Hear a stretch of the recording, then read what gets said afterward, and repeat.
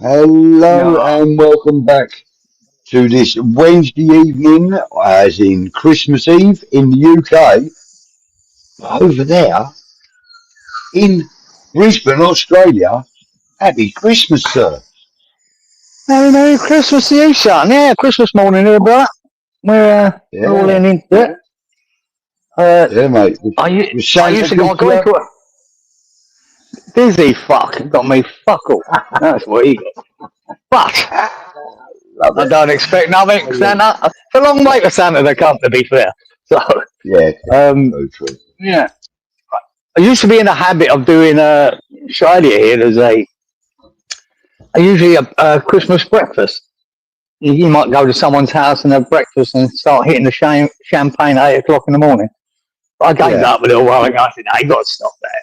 But yeah, it's a nice idea, the old Christmas breakfast. Champagne at yeah, 8 yeah. o'clock.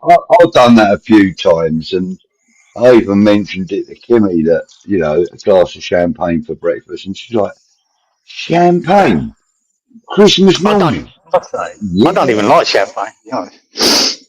I know. But I've done it. You got to do it when there's people are doing it. Of course you have, of course you have. Look, I can't see any comments coming up at the moment, Kieran. Mm.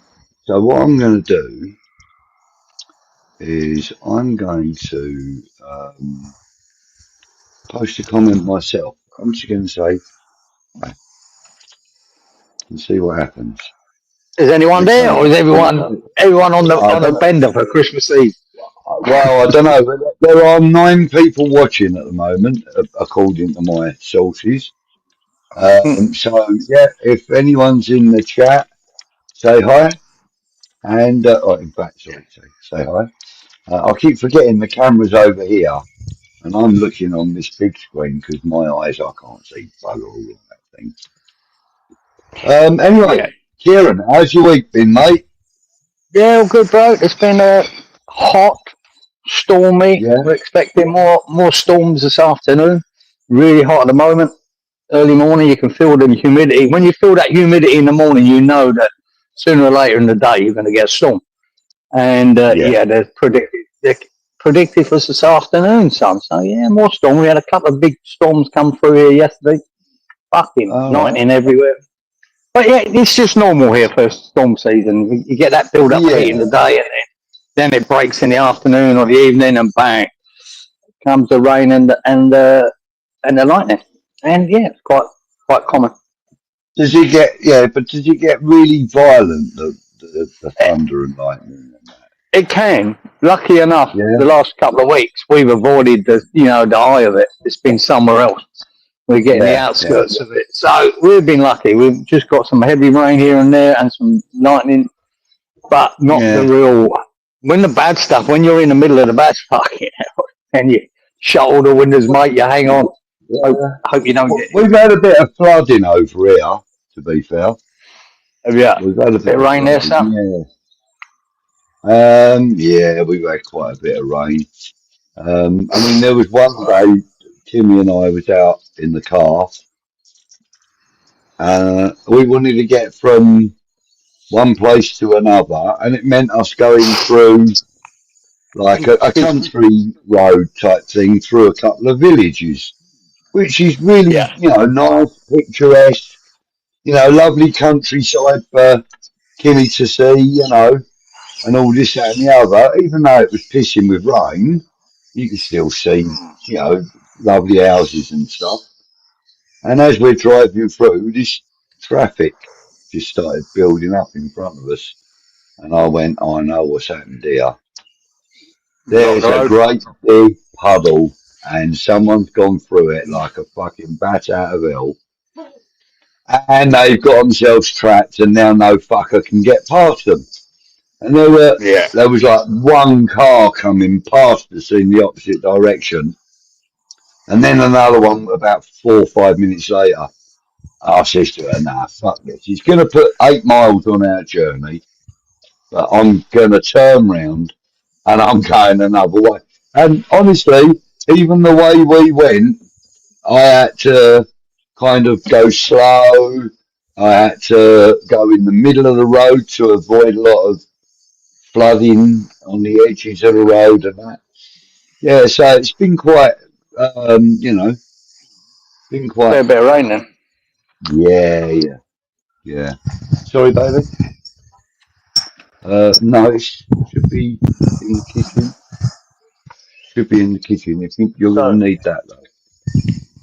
There you go, babe. Yeah. So, well, there's not a lot of West Ham to talk about, other than the fact that the under-21s went out and beat Aldershot 5-1 in the, what was it, the Football League Cup or something? Premier League 2, I suppose, isn't it? Yeah. Well, no. Yeah, I mean, I see the result. I didn't see the Mm, thing, but obviously, big mm. result. Again, the boys are doing well, and the youngsters. Yeah, they're doing really, really well. It's just a shame it's not rubbing off on the fucking senior squad, to be fair, isn't it? You know Well, what I mean? it's going to have to from now on, Geezer. I got my Well, you prediction know, right last week, Geezer. I predicted we'd lose 3-0 against Man City, and and you bang on. that came Yeah. true, unfortunately. And Mm, yeah, that was disappointing. Usual, we didn't yeah. let it go. I didn't expect anything else, but it's Do you from know now on that what? matters, I've isn't got a it? funny yeah, I've got a funny feeling there's something wrong with the chat because Yeah, you got um, nothing?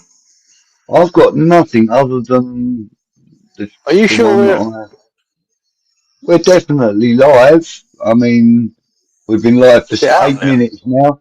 There's 31 people watching, and I can't see anything in the chat. So, No. hang on. Anyone?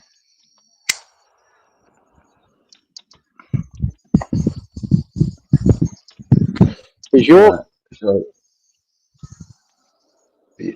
right. So my comments are coming up in the chat, and we've got 31 people watching. So maybe just maybe people are just spending well? time listening to it on their Can someone earpads or just something.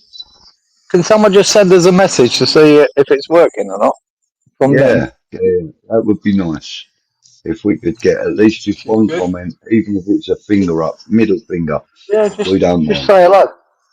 We don't mind. Yeah. So it's a bit strange that we haven't had any comments. Usually we No, get comments before we've even gone live, don't we? yeah, something sounds wrong there, Geezer. Um, You might have to bear look at with your me. settings. Got to be something wrong. Yeah, I'm trying to think. Let me just try this quickly. Right, well, that all came up. Hang on, I've just had a message come through. Bear with me, because it might be about the live chat. In fact, do you know what I should do? I could put my phone. Oh, here we go. Switch the live to public for unlisted for some reason. That's from Russ. So, oh, okay. So that means I think um,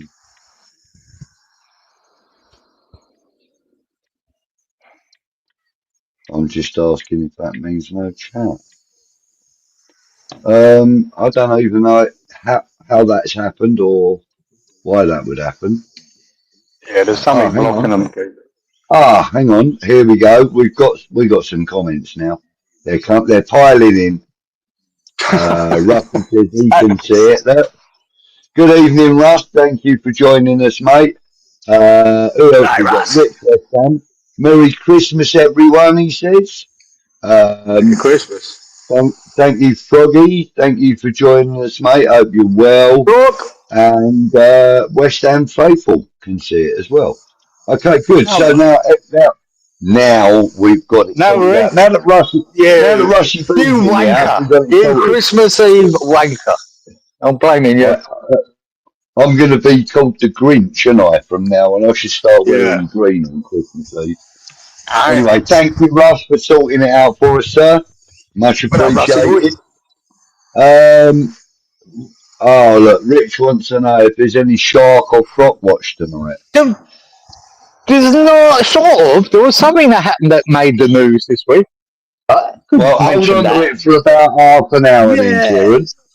Yeah, there's nothing major, but we'll do a little. Yeah, we'll do a little bit of football chat, and then we'll get to it, or we'll just do general kind of chat, football chat, and whatever. And you never know, we might even get some ghosts of Christmas present coming in later. You never know. One of them's already popped himself in the chat and helped us out. Did anyone see Russ's Pogues homage? No, I can't say I did, Rich. See what? Yeah, I did. It's fucking Rusty beat. It's fucking horrendous. What a voice. What a voice. You ruined one of my favourite fucking songs of all time, Fairy Tale of New York. And Rusty had a sing song with it, right? Related it to West Ham. Fair play to him, because I'm not sure that I'd have the bollocks to do it. But fucking hell, my favourite song, he just fucking ruined. I almost called the police and said, look, mate, fucking sort this out. Copyright people, look, mate, look what he's doing to your song. I can't ring Shane McGowan anymore, the poor fucker, he's gone. But my God. Yeah. Yeah, he butchered it. Rich says it weren't great, look. So, yeah. Fair play, though. You have a bit of policy. Put yourself out there. And good evening to you, Leslie. Yeah. Thank you for joining, mate. Hope you're well, sir. Hello, mate. He says Merry Christmas to everybody. And thank you. Merry Christmas to you, brother. Yeah, so you got a bright and sunny Christmas morning. Are you going to spoil yourself for breakfast, though, this morning? Oh, no, I'm a fuck. I might have a beer. Yeah, I've got to be honest with you. I've got a couple of Guinnesses in the fridge that I've got earmarked for breakfast tomorrow. So yeah. Yeah, I probably won't. But... Yeah. Oh, Guinness for breakfast. Jesus, mother of God. Yeah, mate. Yeah, gotta have it. Gotta have your iron. Put a couple of oysters. Put a couple of oysters in it. No way. There's not a chance I'm putting an oyster in my mouth. Not a chance. Not a chance, mate. I've seen what they look like. And they smell fucking awful. No, lovely. No, look, I love oysters. I love oysters. Kilpatrick. That's my favourite. I'm not keen on them on their own, but I love them Kilpatrick with some squeeze of lemon on it. Fucking nice. Oh, okay. Rich West Ham, thank you, sir. Thank you. Merry Christmas to you, sir. Rough voice, but fair play to Russ. Merry Christmas again. Yeah. Hope that Santa brings us some gifts in the January window. I'm sure he means. Yeah. Yes. A win against Fulham would be a start, Richie boy. That would be a nice definitely. Christmas gift. Yeah. Listen, I just want to say there are now 113 people watching this on Christmas Eve. Christmas Eve, fair play. Or stroke Christmas morning there. Right, so thank you so much for taking time out on your Christmas, 114 now. Thank you for taking time out on your Christmas Eve stroke Christmas morning for sharing some time with us. We really appreciate it. We thank you so much. And hopefully we'll give you a bit of a giggle and everything in a bit, you know. Yeah. Who's this? Oh, God, twice I've clicked on it. Michael Rose. Good evening, Michael. Hope you're well, mate. Cruz Campo, get it down your neck. Michael. Look, they're only on here till, I'll tell you what, they're only on here till they go to midnight mass. All right? After us, they can go to midnight mass. Originals tonight. We're on the Guinness Originals tonight. I used to do that, you know, as a young kid, go to midnight mass. Yeah. On the Christmas Eve, yeah. I've never go in there, sit in the back and fuck about. I used to sit in the back and fuck about with your mates. I've never done anything like that at Christmas. Never gone to church. Well, it's the only time, Geezer. It was the only time, being a Catholic family, it's the only time we were allowed out till midnight. Before it was great. You know what I mean? Yeah, I suppose if you're born into a Catholic family, I suppose you're raised that way and you've got no choice. Yeah. But It's not something I'd probably do now. But. No. I mean, if you are going though, fair play to you. Yeah. Frog says, yo ho usual. Hang on. What is this usual? What? Hang on. Where's usual? I haven't seen him. No, we haven't seen him for weeks, have we? Unless that's usual. Because look, it's got a U on his. So Michael Rose, usual. Good evening, mate. Where have you been? We've missed you for a few weeks. What's he got on his name? He's Michael Rose. Michael. Fucking hell, usual. I wish you fuckers would stop changing your things because it throws me completely. Leslie says he's just finished work, off now for a 1 o'clock Christmas dinner. Back to work at 2 o'clock. Oh, mate. Oh, crikey. That's bad. Rusty. Thanks, Rich. Call me the London Stadium Sinatra. Brilliant. Oh, fuck yeah. Mate, I've been to see Sinatra, mate. Fucking nothing. You're nothing like it. I'll tell you that now. I've seen Sinatra. Fucking hell. Crooner? Yeah, One fucking crooner? Fucking hell. Yeah. Oh, Rusty the crooner. Yeah. Good evening, Mark Pendleton. Thank you guys. Thought you weren't on. No, we did tell you last week. We told you, everyone last week, that we'd be here tonight. So, welcome. Welcome. Yeah, Mark. Yeah, see, even usual. Even Mark was saying the usual. He was worried about him. Yeah. He says, that's me. Well, I don't know why. For some reason, we're getting a different heading on some of these, like yours, for example, usual. Frogs is still frogging a well. OT's YouTube changing the handles. Yeah. Yeah, I think that's happened before. Yeah, it happened a little while ago, didn't it? Everyone's handle was all different. Whatever it's their email handle or whatever it was. Yeah, they did change a load. They didn't know who the fuck was who. So, yeah. All right. Rich says he was going to go and do midnight mass himself, but the missus got the 4 of them Christmas pajamas and they're really comfy, so he's going nowhere. Yeah, that's the end of that case. That's the end of that one. Randy, good evening, sir. He says, good evening, everyone. I hope you all enjoy your Christmas Eve. Randy? Yeah, I've done that. Rick says, not where he comes from. Oh, right, okay. Yeah, the London Stadium Sinatra, yeah. Enjoyed the tune, Russie, says West Ham Faithful. Yeah, he's just being nice. I didn't watch it. I haven't watched it, I've got to be honest. Oh, you got to watch it. I've been a bit fucking wonderful. I mean, Christmas Day, you know, I've been mad. Oh, mate, I'll tell you, Christmas #1, geezer. Christmas #1, that's written all over it. Oh, should we meme it and, yeah, put it out on TikTok and whatnot? I don't even do TikTok.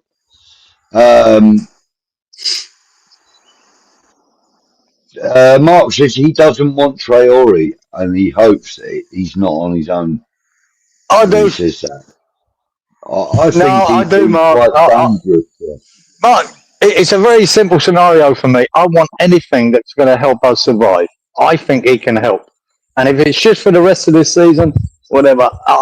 If we were at the end of the season, right, you know, summer, winter, and looking to build a team, I would not want him. But for this next 6 months, I'll take any help. And I think he might help, even if it's off the bench, trying to make an impact. I think he'll be a massive help. I think he'll be a massive help. I'll take it. I'll take it. I think he'll be a real nuisance in the way that Antonio was a real nuisance when he was wearing. Well, that's what you hope. That's what you hope that'll happen. He's got the pace. That's the kind of player he is, though. And he's big and muscular. here's a comparison that you might make and you might not. I think Somerville's end product is not good enough, right? It hasn't been good enough. I think it might come. But I'll tell you now, we're a better attacking team with Somerville on the team sheet, right? In the game. I think we're a better team with him. And I think the same with Troy. I don't think his end product is good enough. So it's not, right? But we might be a more attacking team with him. And I know we're grasping at things here, but I'm happy to grasp at things because we need to. We need to grasp at things. And if he helps us win games, I'll have him. Let's put it this way. Would you rather have Troy on the beach than Rodriguez? You know, 𝗪𝗪𝘀 not part. He's given up on 𝗪𝗪𝘀. Fulkrug's out the fucking door. Ward-Prowse has been fucked off. There's so many spaces on that bench. Troy, fuck it. I'd rather have him there. Even rather than bringing Souček on as we did against City. Pointless. Yeah. We need people. I think I'd rather bring Sofiane Feghouli back than have Rodriguez in that midfield. Honestly, I really would. And I hated Rodriguez. I hated him. Rodriguez is a decent player, Geezer, but he's not what we need at the moment. And he's probably better back off in Europe. Well, it's not what we need. Yeah. We need some go forward. We need some pace. I think he's an Italian or French league player. I don't think he's a Premier League player at all. That's how it's worked out, right? You can forget. I'd sell 𝗪𝗪𝘀 if we could. He's another one. Just get rid of what we have to get rid of. We've got rid of Fulkrug, that's one. But we need to get rid of about 4 or 5. And we need to bring in 5. I think we need to bring in 5. But there you go. Good evening, Damien. He says, Adama Traore, a Premier League level centre forward, and he would be happy with the window. Well, I'd want more than that myself, Dame. I'd want another centre-back. I'd want another centre-back and get rid of Mavropanos. I want another winger and centre-back. I'm happy with that link we had with the left-back, because I think we need that. I don't rate Juve. I know people love him, but I don't. I don't think he's a good left-back. Yeah, do you know who he reminds me of, Bud? Go on. Malik Juve. Going forward, I think he can be good, and he's got a great left foot on him. He reminds me of Masuaku. Masuaku was good going forward. You know what I mean? But at left back, he weren't that good, and neither is Malik Juve. I think he can be. Look, he's young enough to get better and better and better. Right? This is great for the future. But now we're not. We don't need the future now. We need now, and that's why another left back, good left back coming in would be a good idea. Yeah, and I think that's why Nuno's playing with 3 at the back so often, because of that. To give that extra bit of defensive boost. And, you know, for me, I don't see why we don't go and get a well-established centre-back like we did when we went and got Craig Dawson. Now, we kind of scoffed at the Craig Dawson signing, but how good was he, Kieran? I mean, 100% of West Ham fans would agree with us at this moment, I think. Of course he would. Look, at the end of it, the hindsight is he was very, very good for it. Look, mate, I see Dawson make mistakes every fucking week, but he usually got away with them. But the rest of what he brought you was what he brought to the team was so much. You know, in his leadership skills, in his you know, the way he has to look after the younger players around him and stuff like that. You know, I mean, I think his input was really underrated.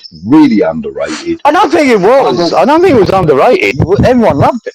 But plus he could get on the end of a corner at the other end. He could actually get you a goal. He looked like, and you know what I mean? He made it hard for them defenders, as Zouma did as Ogbonna, but our centre forwards now don't look like they're ever going to head a ball up the other end of the pitch. They struggle to head it when they're in our fucking Wilson. Other than Callum Wilson.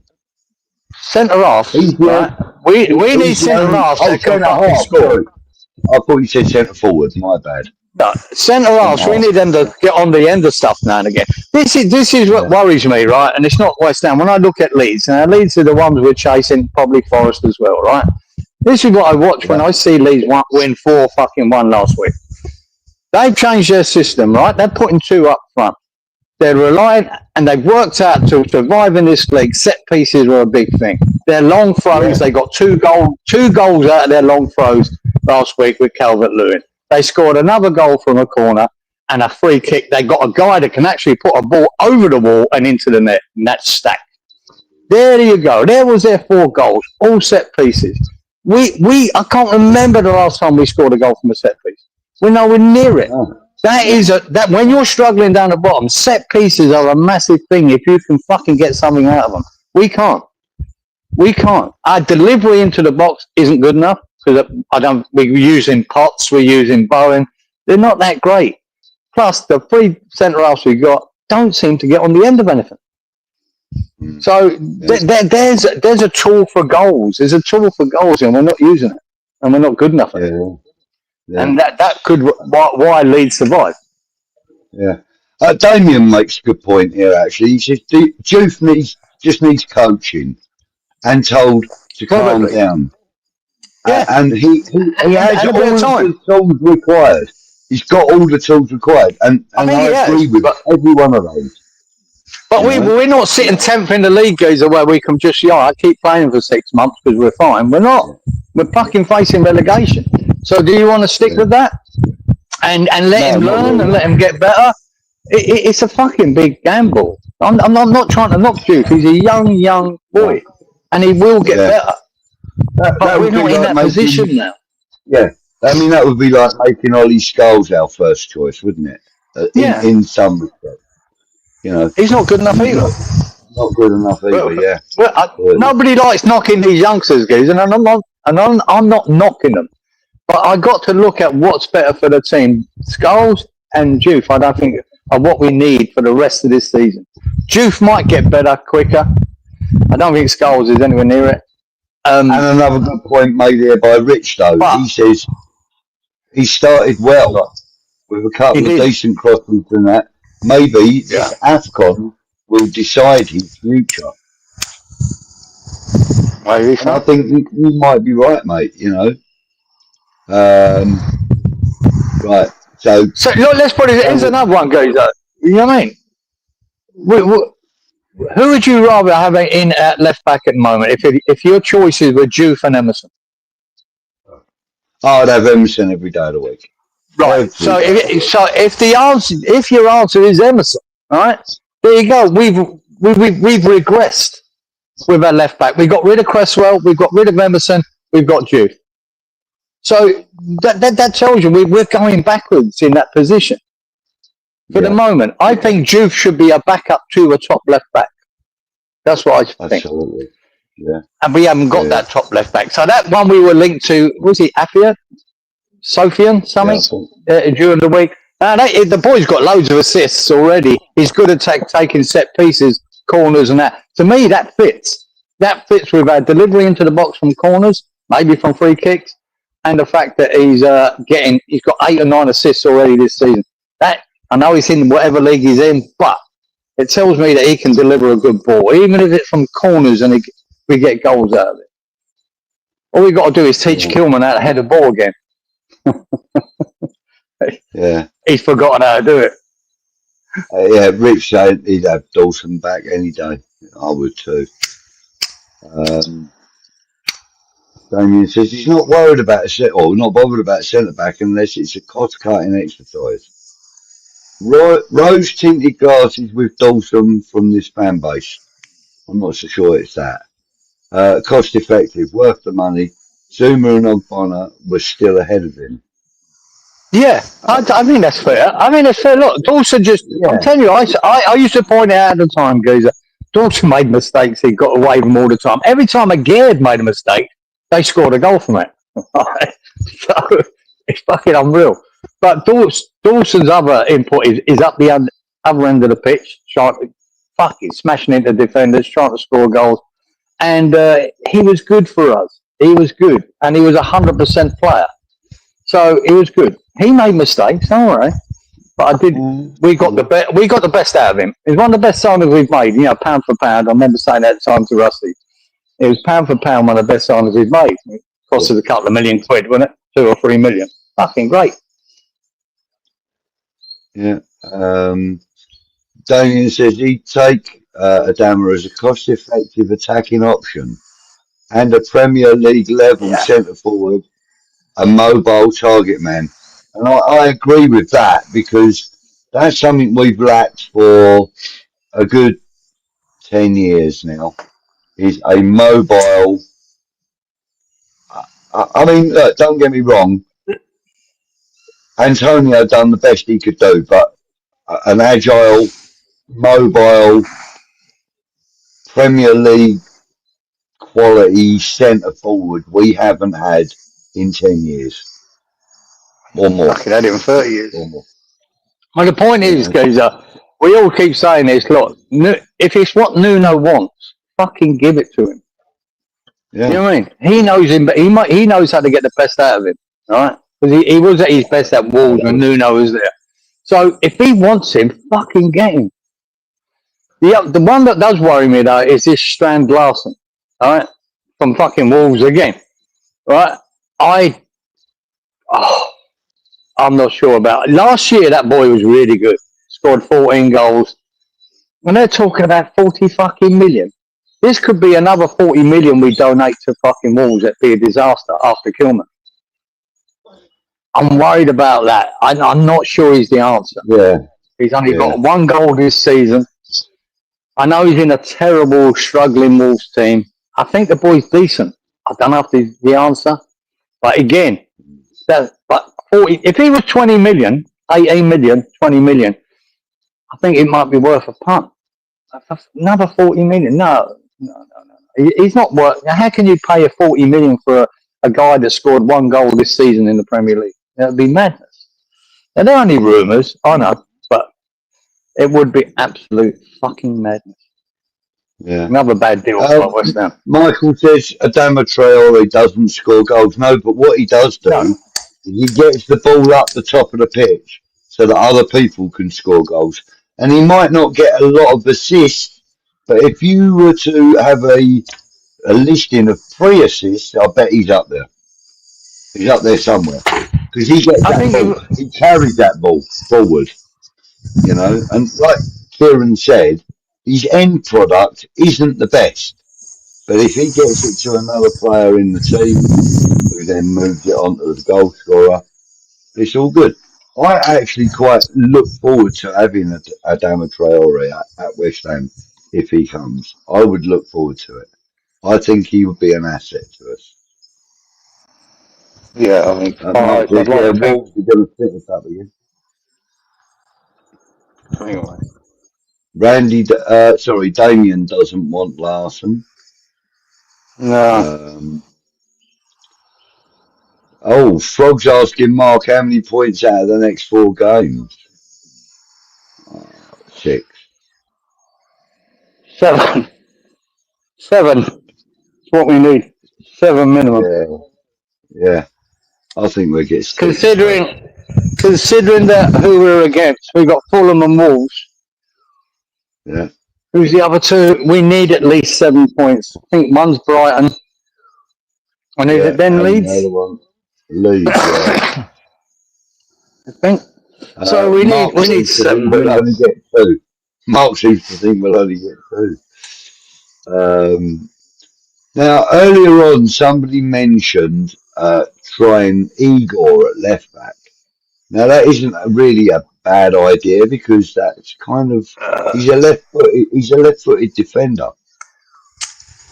But he looks like a big donkey centre half, and he could be good at that. But fucking left back, you've got people coming at you at pace. He might not be the answer. If you play 3 at the back, you can fuck about with that. But at the moment, Tadebo's playing well as a left-sided centre back, so I'd leave that alone as well. But Jesus Christ, no, I don't want a big centre half as left back. I think Tadebo has really grown at West Ham now. And you know Well, he something, has last under night, Nuno. yeah, last night, Kimmy and I watched the show from last year when we had Sebastian Schemmel on, last Christmas, yeah. We rewatched the show last night. And in that show, we asked him who we thought in the current squad excited him, and who he thought were decent players and that we should keep an eye on.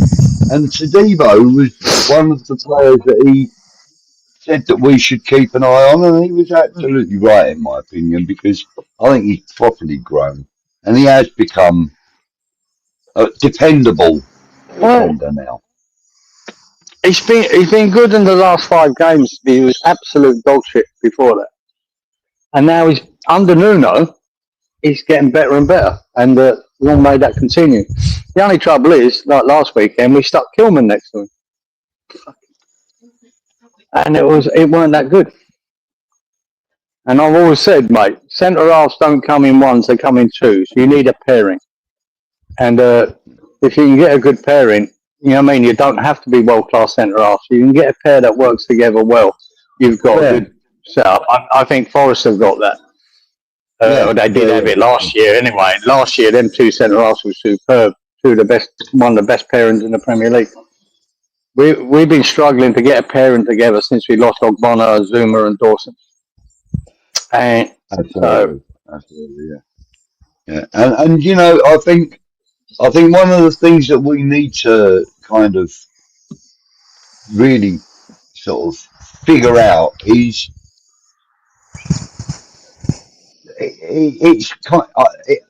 I think it's imperative that we start fitting Potts into that midfield on a regular basis and build it around him. I think it's imperative that we do that. For me, he's shown me that he can be the next, I don't know, Scott Parker, Mark Noble type midfielder. A dependable he can be midfielder that's got ability. And you know? and I think that's what his limitations are going to be. I think he will be another Noble, and you've got to remember, Noble weren't world class. He was just good, steady, dependable, good player. That's and exactly I think that's what I'm saying. Yeah, that's what Potts is going to be. He ain't going to win you games, Gabe. He's just going to be a steady player in the middle. He ain't going to earn you points like in this next 6 months. That's what I'm saying. He's there to stop what's coming through. We built our midfield around Mark Noble, and then around we need game winners. I'm only worried about this season. I'm not worried about the future. This season, we need game winners. Yeah. We need people to create things and score goals and just make something happen. Yeah, and we need to bring them in January and get them right, and that's a tough ask, right? A really tough ask, especially if we sign a centre forward, because we haven't got one of them right in fucking God knows how long. God knows how long. But we've got them all wrong. We've got them all wrong. They don't suit. I'll tell you who I would love to target to get at West Ham is that young Patrick Kluivert's son, whatever his name is, the one that's at Bournemouth. Yeah, he won't be leaving Bournemouth. He's a good boy. I would love him to come to West Ham. I would absolutely love him to come to West Ham. I think over the last 18 months, his stature has grown in the Premier League. I think he's a really good player. I'm going to click a few more comments. So hang on, look, we've got Fulham. He thinks we're going to get a loss. Brighton, he thinks we'll get a draw. Wolves a draw, and Notts Forest a loss. So he thinks just 2 points from those two games. No, I'm fancying us beating in Fulham.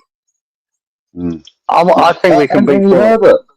Yeah, and then go on beat Wolves. Andy, how are you, mate? Hope you're well. Hope the tractor's not giving you any grief, and the lurchers are doing well. 156 people watching. Thank you, everybody, for sharing your Christmas Eve stroke Christmas morning over there with us. And please So we remember, can have give a us a moan like. up. Yeah, give us a like. That would be nice. Who else have we got in here? Igor at left back. Look at the full backs Arsenal play. They're basically centre backs. Yeah, true. Yeah, but Arsenal play most of their game up the other end of the pitch. Helps. Yeah.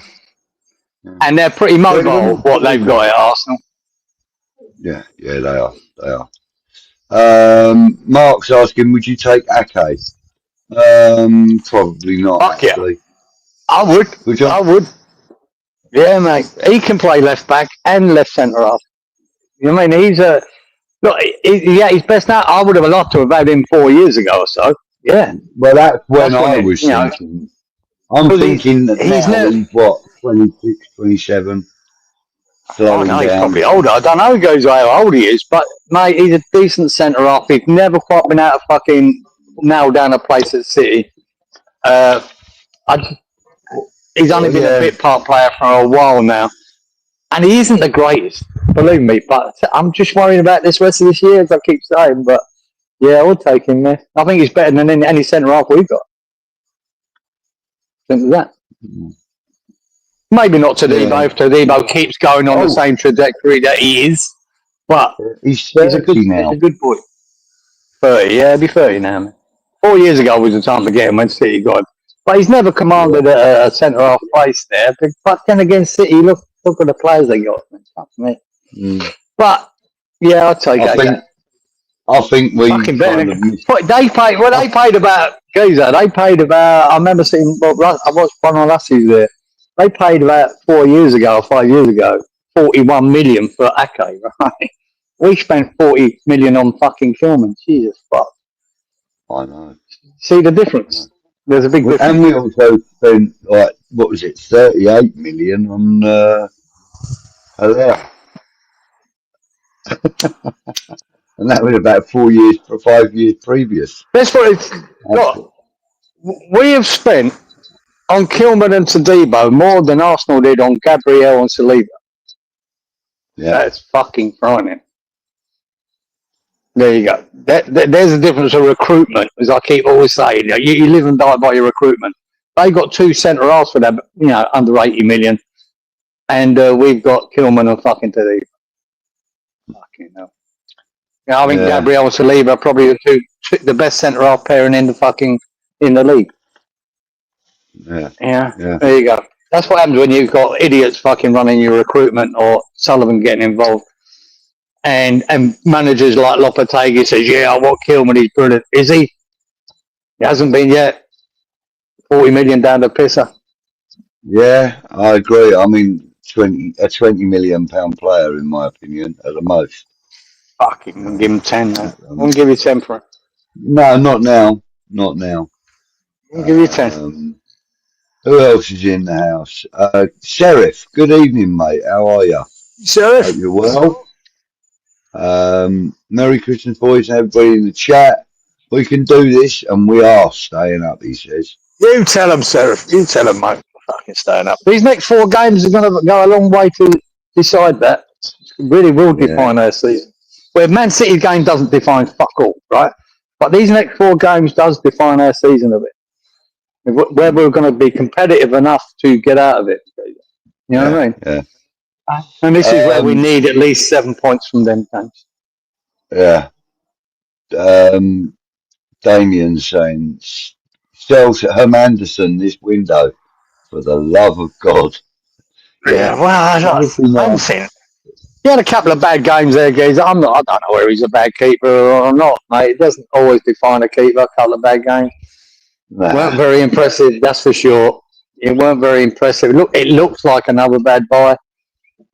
But he's not going to get a look in now, is he? Ariola's doing well enough. He's not going to get a look in. So if you could get your money back on him, Ariola would be a good move. Ariola is our number 1. So. Anyway, listen, we've been going for about 45 minutes. Let's give them that little bit of news that you've got. from over there with the old Oh, swimmers. All right, let's do.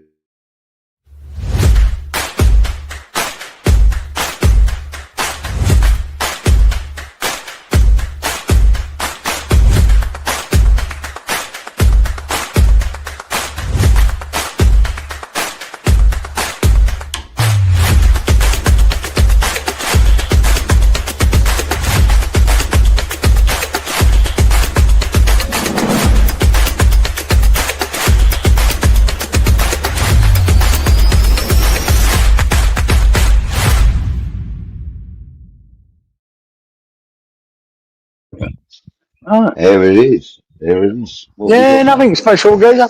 Nothing special. There was a news about these scuba divers, right?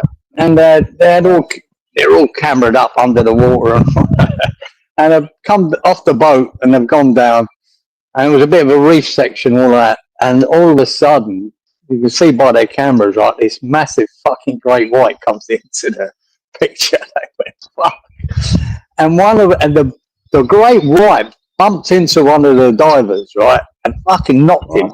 And he fucked that. And then he went and hid under a little shelf of the reef to get away from it. And then, Wouldn't you?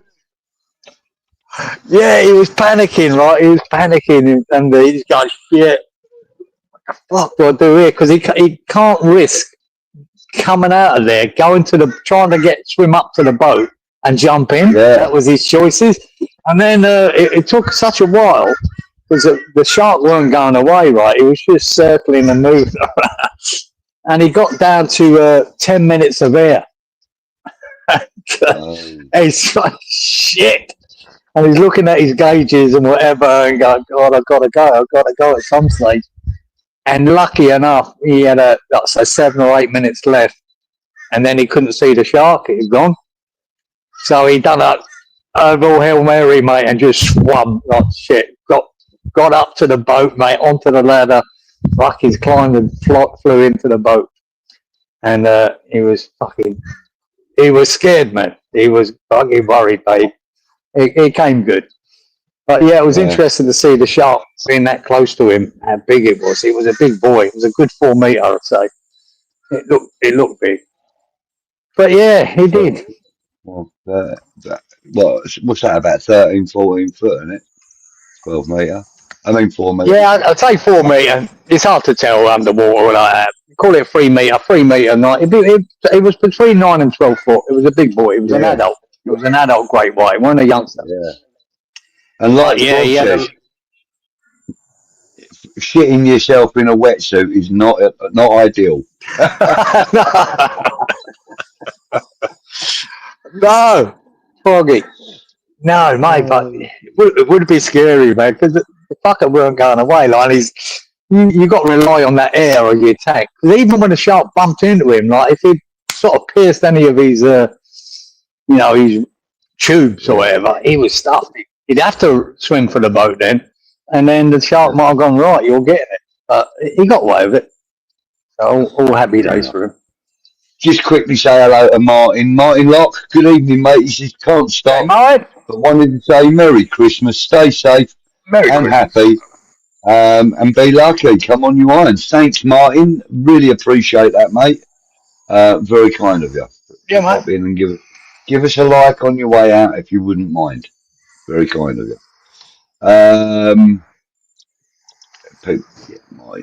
Happy Christmas. The main target is the squad is better and not worse. Come the end of January and the correct positions are signed, then no excuses for Nuno. That's probably a fair statement. Well, this is the thing, right? We're looking at Nuno now. Sometimes we think he's doing the right thing. Sometimes we think, fucking hell, what is he doing? Now, if he gets the players he wants in January, then it's down to him. Then it's down to him to make it work. And then we can't blame him over here or Sullivan over there or this scout or none of that bollocks. Then it's down to him. At the moment, if he doesn't get the players he wants, he's got a get out of jail free card. Oh, that was Sullivan. It's all Sullivan's fault. It's all fucking this fault. It's all West Ham's fault. He can just say, yeah, fuck it. Well, what choice did I have? No, let's give him what he fucking wants and let him do the job to make us survive. And if he can't do it, well, it's down to him. We can point the finger at him. Yeah, You yeah, just, absolutely. but this is where we are. This is where we are. We've been there before many times. But January window is the most important window I've ever known for a long, long, long time. Long, long time. Mm. It's got to get it right. Because the team we've got, Geezer, isn't going to make us safe. I'll tell you that now. The squad we've got at the moment, we're not going to survive. Right? We've got to improve it. And we can't be getting rid of none of our decent players either. No. Usual says he watched Clive Walker shit himself when Billy Bonds was kicking him all over the pitch at Upton Park.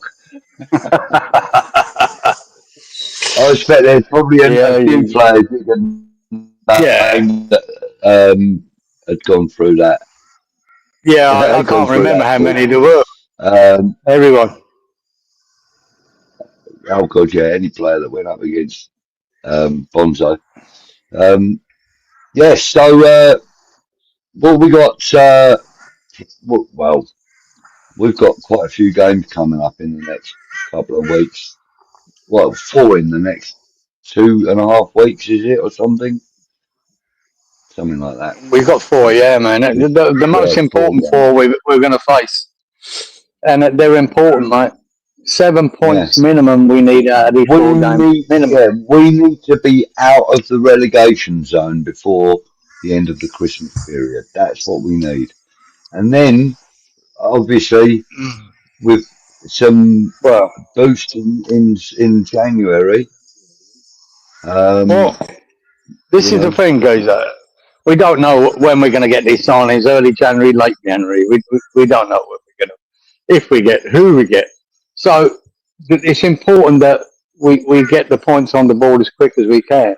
And you know what I said, all I want to do before we bring players in, is try and get to that point per game ratio. Because I believe 38 points could be enough to stay up. If we can stay with that before we reinforce, I think we've got a chance. If we're well behind that before we reinforce, I think we're in trouble. We're going to struggle. You know what I mean? We're already 5 points behind the 8 ball here with Nottingham Forest. 6 points behind fucking Leeds. It's a tough. It's going to be tough. But these next 4 games are massive. I mean, massive. Now, the Fulham game, we ain't getting any reinforcements. We haven't got Youssef and we haven't got Wan-Bissaka. We've got to come up with a way to win that game. We've got to. Fulham ain't that good either, guys. Let's get it right. I watched them last week against Forest. They were fucking dog shit. So were Forest. Well, they both were shit. They won it 1-0 on a shitty penalty, right? But they were crap. There's no reason why we can't beat Fulham. None. So let's just fucking hope. That's the start. The start has to be against Fulham. Yeah. And see, this is another thing. Randy's saying that he feels like we're going to sell Guilherme in January in the window. Probably. Feels like that. Get the money back, we'll probably sell him, No, well, you might as well if you're not going to use him. Not going to use him. What did we put for him? 20, wasn't it? 20 million? I think it was 15, guys. Was it 15? Yeah. All right. I think we did overpay a bit, but he was a very up and coming youngster from Brazil. That was one of the top 3 identified by. No, but 3 managers here identified by world. We've had 3 managers and neither one fancied him, so that might tell us a story. Yeah. Maybe his attitude isn't right. I don't know if his attitude goes. It might be just his ability. He's just not quite there, mate. He's not. His application. I mean, he works hard when he's on the pitch. Yeah, so it's hard to judge him one way or the other. I ain't gonna knock him. He's probably a really good lad who's trying his hardest and maybe not just good enough. It's gonna be just as simple as that. Yeah. Or these managers think he's not good enough. Yeah, usual. Guilherme was somewhere between 15 and 20 million, we seem to think. Yeah, that's what I remember. Yeah. Damien says that he would rather sell the midfielders like in Souček, Rodriguez, and JWP and Irving, all before selling Guilherme. Well, I'd sell. I wouldn't sell Souček. The other three, Damien, yeah, definitely. Yeah. Guilherme, it's very hard to say I'd rather keep Guilherme, but what evidence is there of Guilherme doing anything? Really, next to nothing, because you haven't seen him.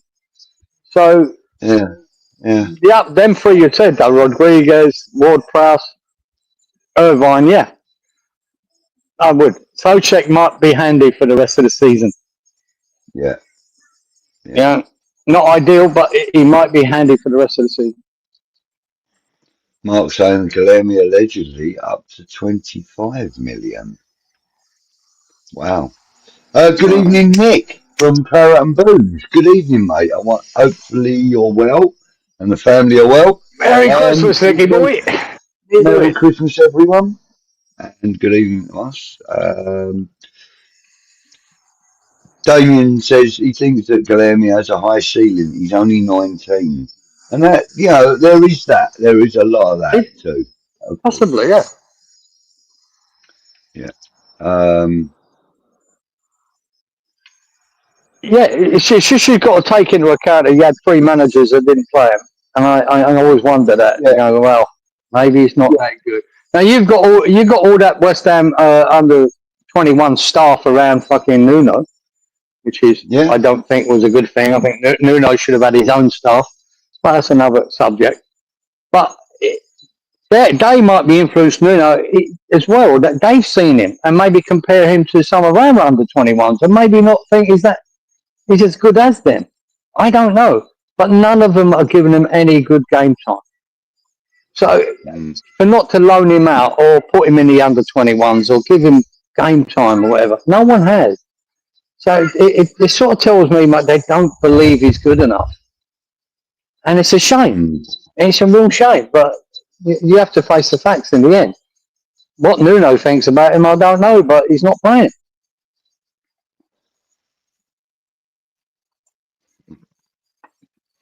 Yeah.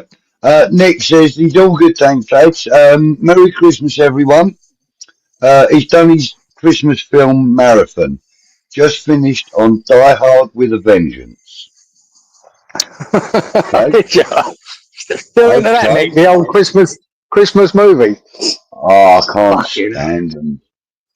I can't stand them. Oh, no, hang on. Don't fucking just dismiss them like that, guys. I'm telling you what, the best Christmas. It might be showing your age, but it isn't. Right, listen. Right, the best Christmas movie, right, ever produced, right? It was called It's a Wonderful Life. I have no doubt anyone of our generation will fucking say the same. It's the best Christmas movie Richard Attenborough. ever. So Richard Attenborough was in it, yeah? No. I don't think it was. Something like Gregory Peck or something. I can't remember that. I think I've got it on a videotape. It's a Wonderful Life. But I think it's black and white. It's black and white. That's it. I can't fucking tell you. Most people wouldn't know what a videotape is, mate. I think I remember that. But yeah, It's a Wonderful Life. What a film! Fantastic. That's a Christmas film. Hang on 1 second. What was that? Oh, I said It's a Wonderful Life. It's a terrible movie. Oh. Right. Okay. Right. Who else have we got? What was it? Actually? Brendan saying that would be my Christmas gift to myself was a new clutch costing €700. €700. Fucking hell, Brett. What the hell? That's a kick in the nuts, isn't it? Yeah. Jimmy Stewart was in that movie, apparently. That was it. Jimmy Stewart, geezer. Well done, Rich. It was Jimmy Stewart. Yeah. What a film. There you go. I think that might be a bit too old for Nick. I doubt if he's ever seen that one. But Nick's in your camp. Look, he's got a VHS upstairs, he says. Good stuff. I'll send you the film, Nick. You can have the tape of It's a Wonderful Life. Let me interest. Fucking brilliant. What else have we got? What else have we got? Oh, hang on. Adam Smith. Good evening to you, G'day, Adam. sir. Merry Christmas to you, mate. He says Betamax. Oh, goodness me. Jesus fuck. How long did that last? About 3 weeks. Betamax about 3 weeks, isn't it? Fucking had to I know. They didn't last a long time. It was like those Sony video discs as well, wasn't it? And like, you know, everybody was getting DVDs that were like the size of a CD. And then Sony came out with this thing that was about this bloody big. And they thought it was going to take off. Do you know, if you look, boy, in our lifetime, right, when VHS come out, right, the video recorder, you could take things off the telly, watch them later. Yeah. Who would have thought, right, because this was the most amazing invention we'd ever seen, right? Who would have thought, right, that would be been here and gone? Fucking unbelievable. And gone. When you think about it, remember cassette tapes? We used to record shit off the radio and all whatever, and have your music on. That's what I used to do. Yeah. Right? And then Sony came out with the Walkman. Do you remember? They came out with the Walkman, which was like your personal CD player, cassette and then player. this. And now it's all from that. It's just mental that Blockbuster. Everyone wanted to go to Blockbusters over the weekend and get a good movie. That's gone. It's gone in our lifetime. Our technology just changes so quick, and it's finished. Yeah. Well, you got to think about it. Like the first mobile phones were analog. They ran on an analog system, and it was just a mobile system. It changes too quick now. Technology. Yeah. Fucking hell. Yeah, our favourite thing as kids was going to the fucking record shop buying albums and singles and now that's a thing of the past now. 8 tracks. Yeah, 8 tracks. They were popular for a little while, weren't they? Especially people sticking them in their cars. Yeah, they were more popular in cars because they could be, played without any jumping or anything like that. Yeah, so Adam says, the old top 40 on a Sunday, Radio 1 and all that nonsense. I used to love it, The Christmas top of the pops geezer. Who could beat that? Yeah, that was it. Yeah. Rich says his first video recorder, remote, had a plug-in lead. Yeah, mine too. Yeah. I think so, geezer, yeah. I think mine too. I think my first video recorder was a Ferguson or something like that. Grundig, maybe. Grundig. Do you remember them? Mate, I bought. Yeah, I remember Grundig. I bought one of the high-end fucking. I'll tell you what, a high-end fucking VHS at the time. I think it was Sanyo. Cost me about 700 quid. This is 40 fucking years ago. Fortune, right? Because I thought it had everything. You could time it. You could go on holiday, set a program to record it 2 weeks later. Oh shit! Do you think I could work it? Could I? Fuck it. You needed a computer degree in science, right, to fucking work it. All I could do was press record. That was it. It was a waste of fucking time. Oh god. Damien's asking Nick, can you bully a Madison out of the club on your channel, please?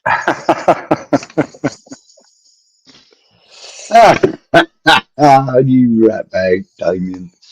8-track, that's a blast from the past. West End. Yeah, maybe, mate.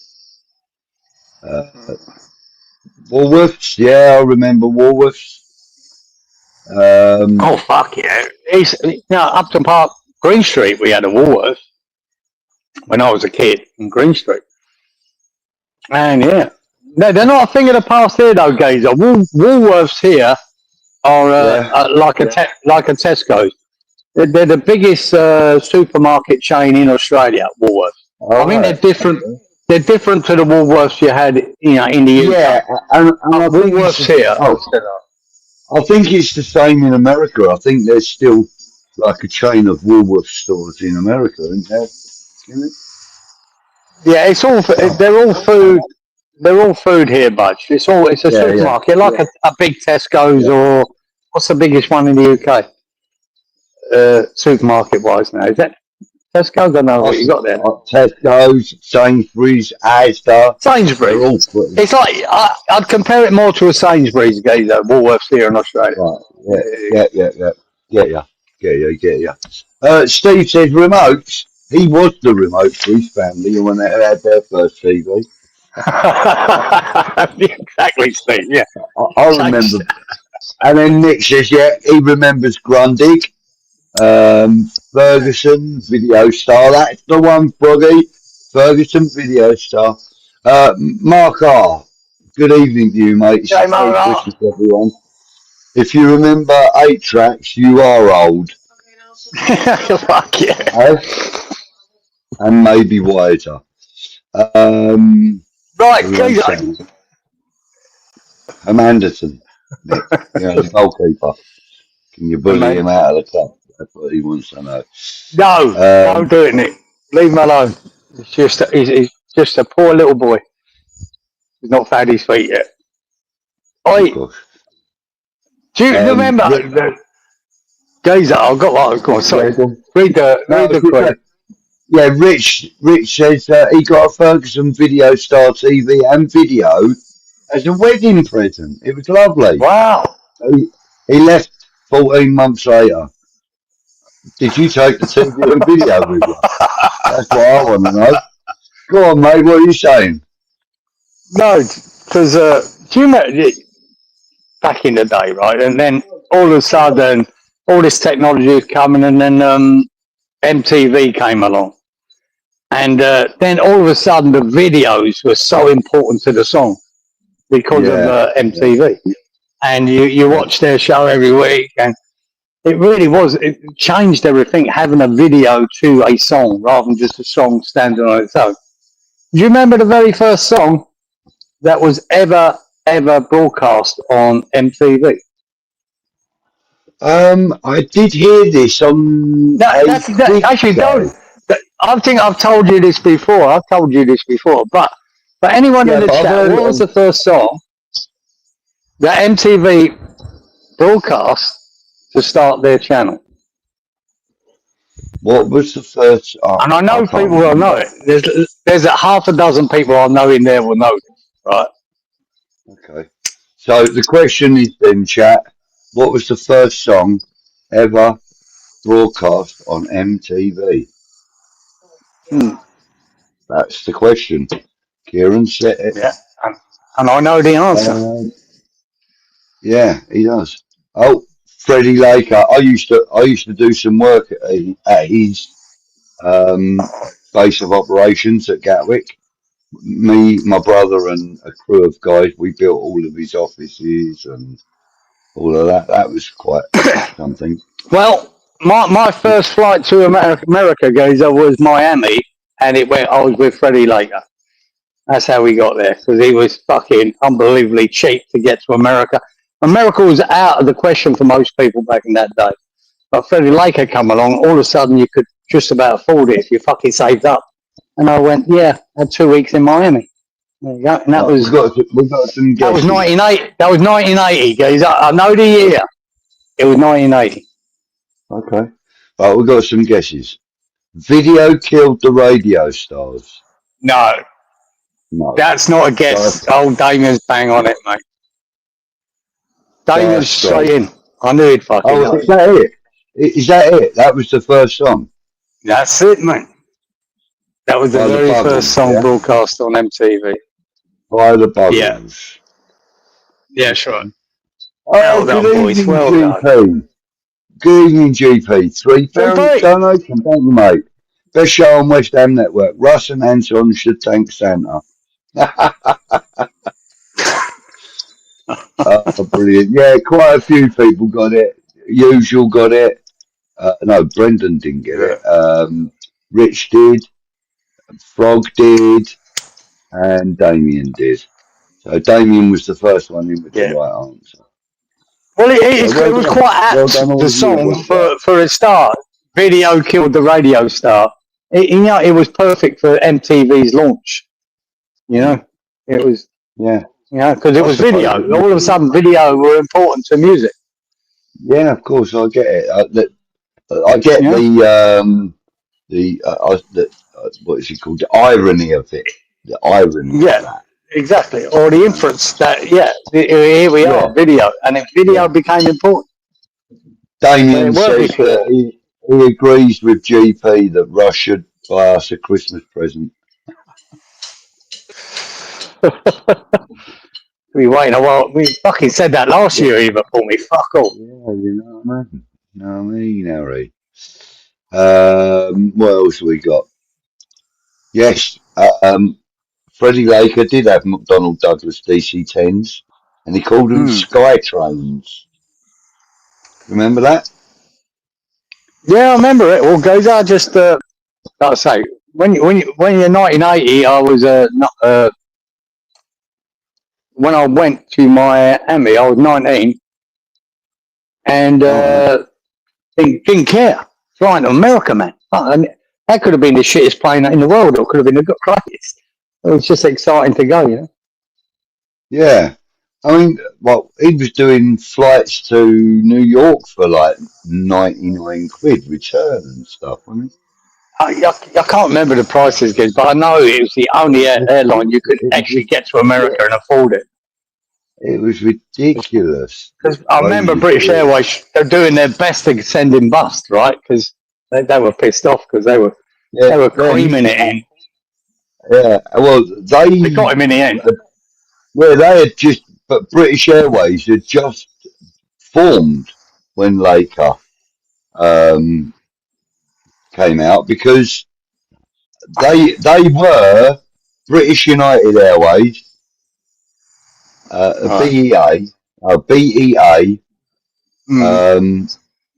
and then there was another two smaller airlines that they all took over, and they became British Airways. British European Airways was one of them. That was it. BEA. Yeah, I think it was BA, Uh, yeah. yeah, and then there were a But couple of yeah, other well, smaller. they made sure they sent And him bust yeah, anyway. Yeah. but because they had government backing and all this, that, and the other, and then Freddie Laker come in, and the government went, oh look, let's help you out with a big bag full of money and all.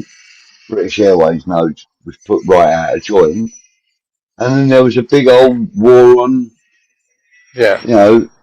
US Yeah. flights, wasn't there? They got him in the end, Sam. But great. It was great. It gave me the opportunity to get, first time flying, not Europe, out of Europe, over to America. Fucking delighted. Actually, it might have been 1980. I say 1980. I think it was 1981. I think I was 20 Oh yeah, when I got that to was America. another one. Thank you, Mark. British Overseas Air Corporation. Yeah, BOAC. Yeah.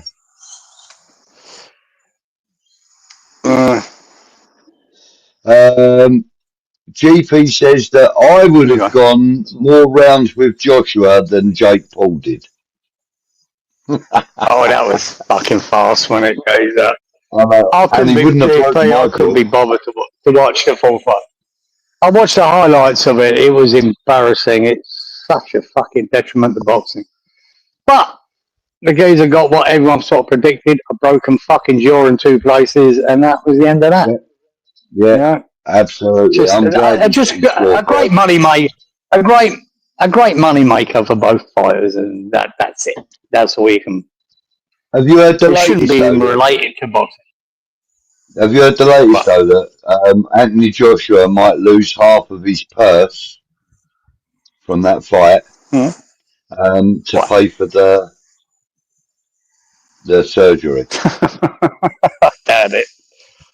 That's one I of the doubt things that was mentioned on Yeah, I wouldn't take too much notice. on one of these Google feed things. I'm sure Joshua got between 50 and 80 fucking $1 million. I'm sure he ain't fucking giving half of that up. So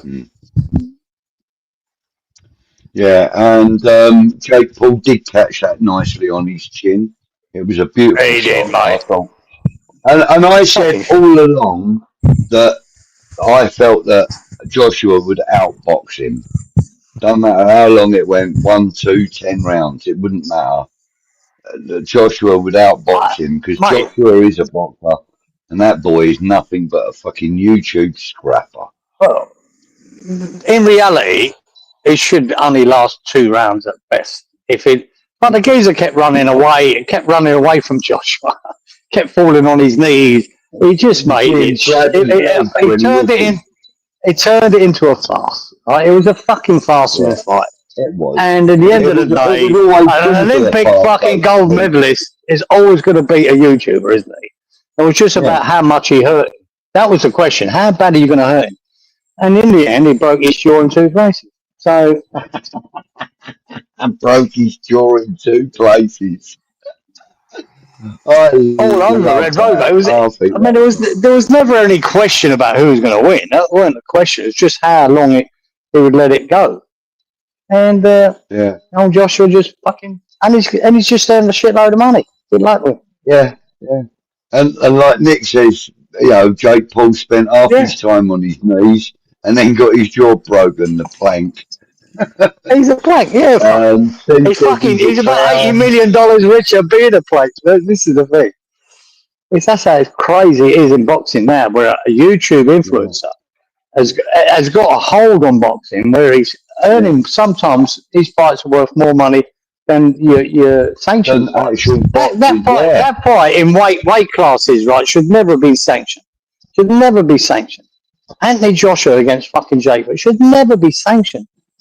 But it was, and everyone earned a load of money out of it, and everyone walks away. Any boxing fan wouldn't look at that and say it's not even boxing. It's an exhibition.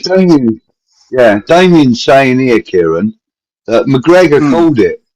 He could ruin his boxing career with that fight, and he probably has. I don't think he has.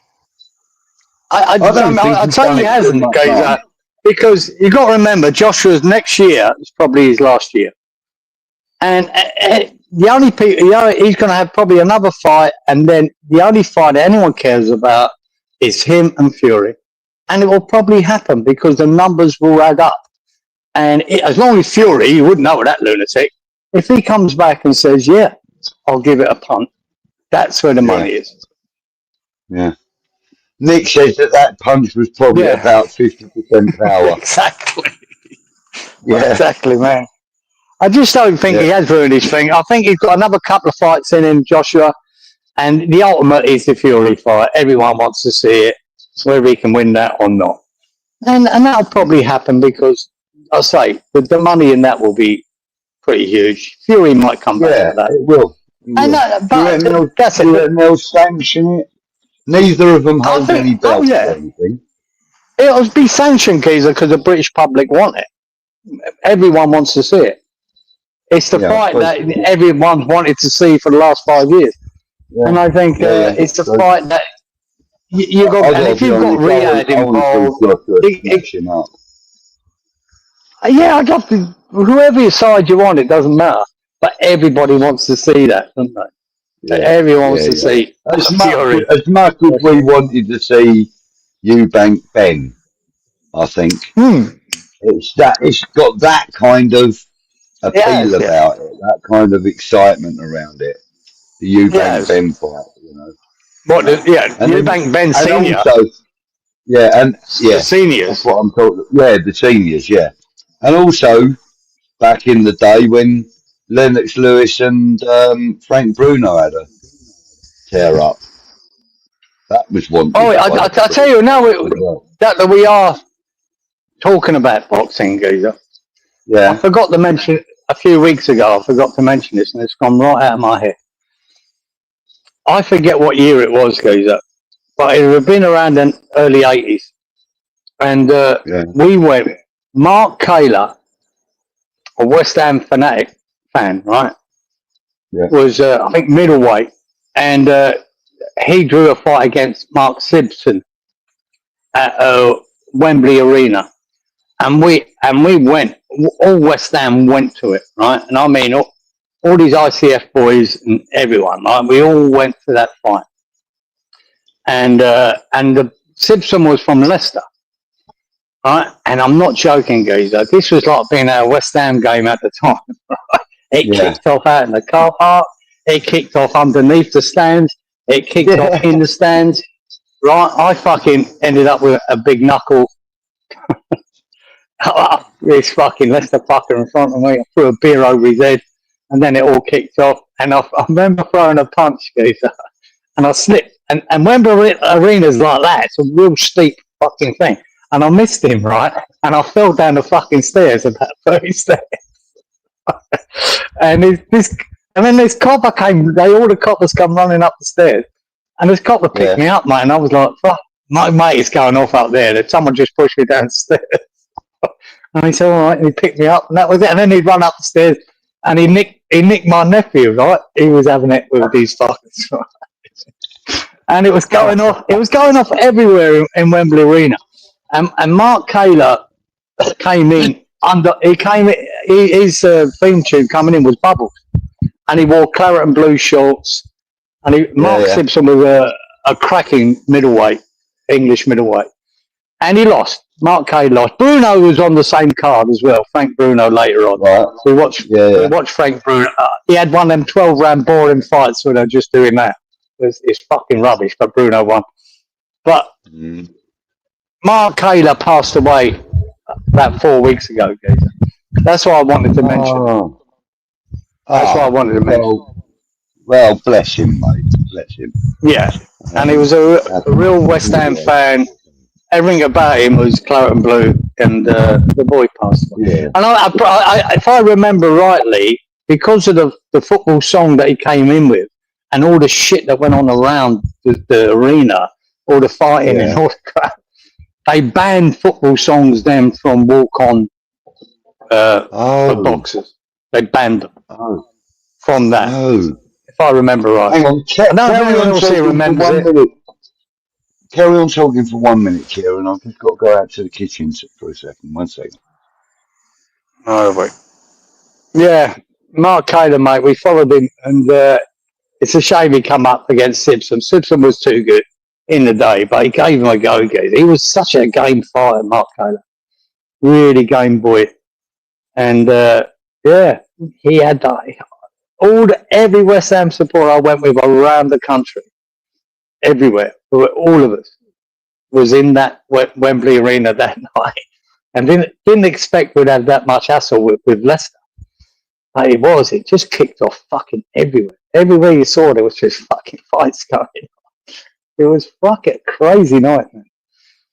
And poor old Mark, he lost. That made it worse, because then it kicked off again, because he lost. But yeah, and poor lad, Jesus, he's got to be young, geezer. But poor Mark, I'm not sure what age he was when he passed away, but he's still got to be young. And it was, I heard it. You know, say, well, I keep meaning to mention it in the last few weeks here, and now we're on the boxing. It's just come back in my head. Good wrestling, Mark 𝗧𝗧, mate. Great. I had a great night. I had a great night out there. My sister's got a son, and his dad's brother was a decent middleweight, really good, decent middleweight. Danny Quaco, his name is. He's passed away now. Really good boxer. And anyway, we went to Brighton one night. He was fighting this lad from London, and this lad was about 5 years younger than him. Danny was like nearly 30 at this point. And this lad was the favourite.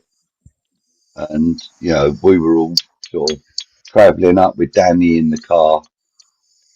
And he was talking to us about what his plan was to, work the guy around the ring and, see how far his reach would go and this, that and the other. He'd never fought this guy. He only knew about his record and his dimensions and his reach. And he said, I want to see if he can get into my, inside and all this, that and the other. He said, so for the first round, he goes, I'm going to work him out. So we're all like, oh, okay, Dan, yeah. What about the second round? He goes, I ain't got that far yet. And I went, what? He goes, I ain't got that far yet. He said, if he ain't down by the end of round one, I'm going to have to rethink my schedule. Rethink my... And I was like, Dan, you're supposed to have a plan for the whole, like, 6 or 8 rounds or whatever it was they were fighting. And he's like, no, if they don't go down in the first, I'll have to think about it again. And he was really quite cocky. This geezer actually put him down in the second round. He lost the fight. There you go. And, yeah, we were all actually shocked by it because the guy wasn't really that well known and hadn't had that many fights and didn't really have much of a record. And Danny had quite a distinguished record, like an 8-year record or something, you know, fighting in the professional ranks. What's the old saying, Budge? Right? Fail to prepare, you prepare to fail. Yeah. Bit of philosophy for you. Yeah, and that goes with many walks of life, mate, and not just in sport or work. You know, yeah. If you fail to prepare, you prepare to fail. Yeah, that's right, mate. I like that saying. Yeah, I've forgotten all about that one. Yeah. So, yeah, another one, guys. I had one the other day. I thought it was really good. Yeah. There's lots of mirrors around, but not enough reflection. That's deep. If you really look at it, it's deep. Yeah, it's very deep. Very deep. Very. Yeah, so where's Kieran then? Is he out and about today? Is he? No, he's in his bed, son, doing fuck all. Nothing. Not even wrapping me a Christmas present. I ain't getting He bought me a load of pairs of socks the other day, right? So I put the washing in the other day, right? And he looked at my socks and went, fucking hell, they're a fucking disgrace. He threw them all in the bin. And then went out and bought me about a 20-pack, one of them 20 packs of socks. Fucking hell. Oh, mate. What's he trying to say, man? Socks are fucking God, not even that. They're disgusting. I disgusted at my sock. Kieran said his son went to do the laundry the other day. He said, Dad, your socks are fucking disgusting. Threw them all in the bin and went out and bought him a pack of 20 pairs of socks. I find that really amusing. I don't know. Look, we've got some new people in the chat. Right, where were we? There was some boxing chat talking about Usyk. Would some boy a peak Usyk beat a peak Ali? Asked Nick. Absolutely not. Absolutely not. Oh, I don't know. I tell you what, Nick, that's not a bad fucking question. Because I tell you what, Usyk is one of the best heavyweights I've seen for fucking a long, long time. Yeah, that would be some fight, wouldn't it? But Usyk would be about a bit, Nick. I'll tell you what I think. Usyk versus Frazier. Frazier Ali would be very similar than Usyk versus Ali. So, mate, I don't think that's some sort of build. And Frazier, I think he's amazing, Usyk. I don't think Usyk would. I know as we know, this is a hypothetical question. It's impossible to know. But Frazier and Ali fights were fantastic. And Usyk reminds me a bit of Frazier. They were fantastic fights, man. He's got that brutal force. It would be a 50-50. I do believe it's a 50-50, Nick. I think Usyk could give him a go, man. Give him a run. For me, I don't think Usyk would get past Lennox Lewis, but, you know, and Lennox Lewis definitely wouldn't beat Ali, in my opinion. Oh, no.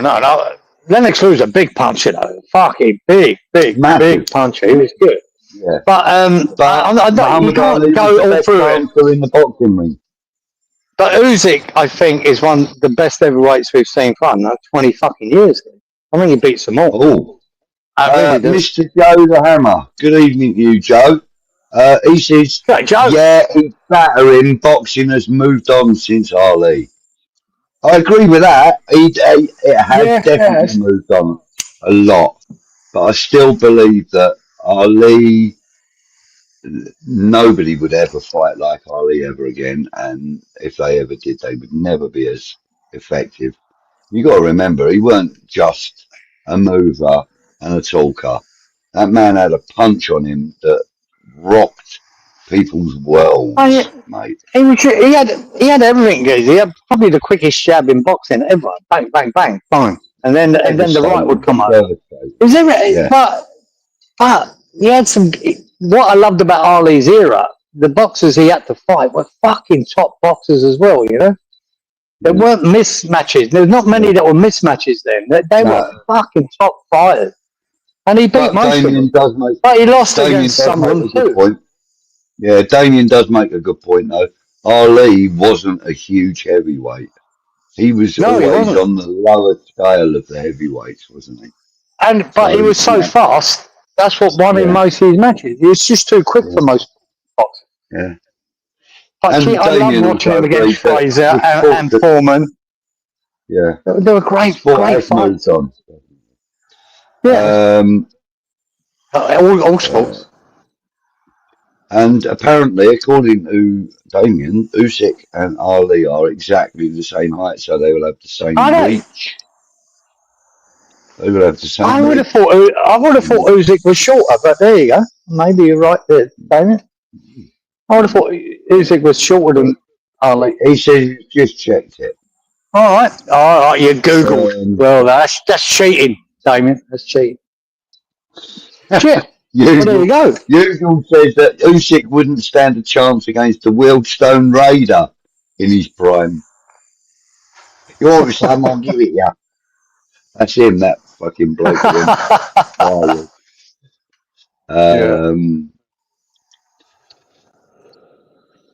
That if Ali would last long, said Steve Palmer. So he thinks there you go. That's why I said. That's why I said that's a good question from Nick there, because Usyk, I'm saying he's the most impressive heavyweight I've seen for a long, long time. Ali was the most impressive heavyweight I see in his prime. I used to watch him in his prime. So I think it is. And Nick goes on to say here that Usyk has got ridiculous fight IQ.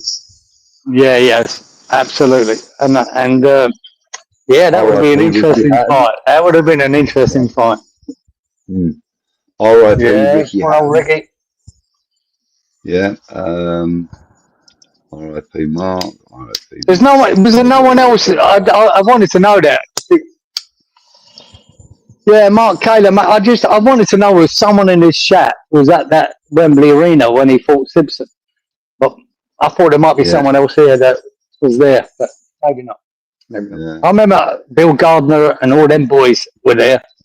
Everyone that used to go to West Ham away games were there.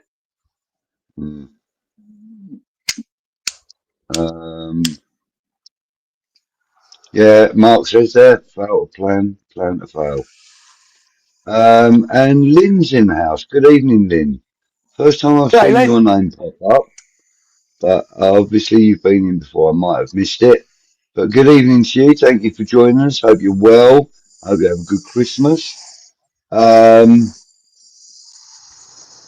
Bone Crusher Smith, another good boxer. Oh, remember that name? James Bone Crusher Smith. That was. Yeah, he fought. Didn't he fight? Oh, I can't remember. Well, I remember the name. I'm sure he fought Frank Bruno. Hang on, I'm fairly sure that he fought everyone. He got there in the end, Frankie boy. I'm delighted for him. I used to see him train over I seen him driving around Manor Park and Forest Gate and wherever, Frank Bruno. He was in this car that he had, mate, and his head was hitting the fucking roof. He was that big in it. He fought Mike Tyson. Yeah, he did in the end. He's now 72 years old. Is he? Yeah. Yeah, he's 72. And he held the WBA heavyweight title from 86 to 87. Yeah, he did. He got there in the end, mate. He got a title. Yeah. Forget who he beat, forget it. But he got the title. He did get it. It took him a Rick long wants time. to know if you live on your own, mate. Now, your son lives with you, doesn't he? Yeah, Rich. Yeah, I don't have a bird around it. There's no women allowed in this house. We've got rid of them. Colin says, good evening, Budgie. Good morning. Kieran, sorry, I'm a bit late out tonight. It's a pleasure joining you both. Wish you both and your families a happy Christmas. Yeah. Thank you, Colin. Same Happy to you, Christmas sir, to you, and Colin. all of yours, mate. Hi to you as well, young man. Right, they are the same height. You know, I know people would think Ali is taller. Yeah, yeah, absolutely. Definitely, yeah. True. Yeah. Yeah. Wow. Joe, That is surprising. Maybe it's the way that Usyk fights. He's sort of, he creeps down a bit, where Ali was just standing tall, wasn't he, in every fight? So maybe it's that makes him look smaller. Yeah. Yeah. Joe says, prior preparation prevents piss poor performance. That was the saying he always used. Or they always. There you go. So, yeah, on the same lines, Joe. On the same lines, mate. Yeah. Sure. The one I knew is prepare. Fail to prepare. Prepare to fail, mate. That was mine. Damien says that Lennox Lewis would destroy Ali. Not a prime. Oh, fuck off, Damon. In a fucking million years. Get out of it. Not even that. Lennox Lewis is probably one of my favourite British fighters because we all know he was born in Canada. No, you don't, Gozer. I think that's where you're wrong. Do you know where he was born? He lived in Canada, didn't he? Well, we know that. As far as I remember, and someone can tell me if I'm wrong, he was born where I was born, in Forest Gate, right? Was he? And then they moved to Canada, and then he represented Canada in the Olympics. He represented Canada in the Olympics, and then when he became professional, he represented the UK because that's where he was born. He was born in the same fucking suburb as I was. Got it. Anyway, so that's what I remember. I disagree, even though Lennox Lewis is probably my favourite British fighter of all time. And I go back as far as Henry Cooper. And I saw him knock Ali on his arse, right? So did you. We both watched that. I know we both did. We've spoken about it. Yeah, we did. And so even that, you know, and I still believe that Ali would win that fight. Fraser at Howard 75 says Fraser Ali fights were legendary. Absolutely, they were amazing. Lewis potentially the best heavyweight ever, says Damien. Now, I'm not going to disagree with that because I love Lewis. I love him, but I still don't think that there's anyone been born that's put a pair of gloves on yet that will take Ali from that status. Because to me, Ali this is trouble with boxing. Ali was just a phenomenon, right, at the time. But he had so many great boxers and so many great fights. You know, with Foreman and Frazier, and was it Ken Norton? There were just so many great heavyweights around at the time, and the fights were epic, absolutely epic. And I think for good heavyweights to have a reputation, they need great heavyweights around them, and to win. It was amazing. It was fucking amazing. Lewis was fantastic. Henry Cooper was loved, and he weren't the greatest heavyweight, but he was loved by the British public. He had a great shot when it connected with the chin. Oh, what a cracking! And that fucker, that was his name, the trainer of Ali. He split his glove to make sure he had time to recover after that round. And he had minutes to recover. And that's what made the difference. And then Ali came into his own and battered the fuck out of Cooper.